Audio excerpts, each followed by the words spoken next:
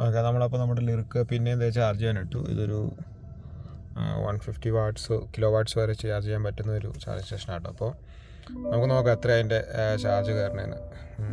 So charge ചെയ്യുന്നൊരു മോഡുണ്ട്, ഇതിനകത്ത് model സ്ക്രീനുണ്ട്. അത് സോ ബാറ്ററി ഇപ്പോൾ 23% ആയിരുന്നുകൊണ്ട് അപ് ടു 600 കിലോമീറ്ററാണ് ഒരു മണിക്കൂറിൽ ഇത് ചാർജ് കയറുന്നത്. ഇത് ഒരു മണിക്കൂർ ഞാൻ കുത്തിയിട്ട് കഴിഞ്ഞാൽ എനിക്ക് 600 മീൻസ് വണ്ടിയുടെ മാക്സിമം എന്ന് പറയുന്നത് 520 ആണ്.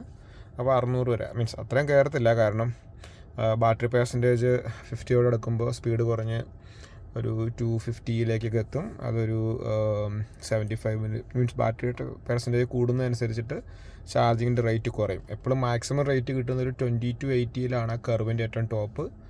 അത് ബാറ്ററിയുടെ ടെമ്പറേച്ചർ, പുറത്തെ ടെമ്പറേച്ചർ ഒക്കെ ഡിപ്പെൻഡ് ചെയ്താണ്. ഇപ്പോൾ ഇത് ഒരു മണിക്കൂറിൽ 600 കിലോമീറ്ററാണ് കയറുന്നത്. അതായത് ഞാനിപ്പോൾ ഇവിടെ ഒരു 10 മിനിറ്റ് നിന്ന് കഴിഞ്ഞ് കഴിഞ്ഞാൽ പ്രോബബ്ലി 120 കിലോമീറ്റർ അല്ലേ, 100 കിലോമീറ്റർ കയറും 10 മിനിറ്റ് ഇവിടെ വെയിറ്റ് ചെയ്ത് കഴിഞ്ഞാൽ. സോ പ്ലസ് വീട്ടിൽ നമുക്ക് ചാർജ് ചെയ്യാൻ പറ്റും. വീട്ടിൽ ചാർജിങ് എന്ന് പറയുന്നത് 30 km/h ആണ് ലെവൽ 2 ആണെങ്കിൽ. So this is the lyric.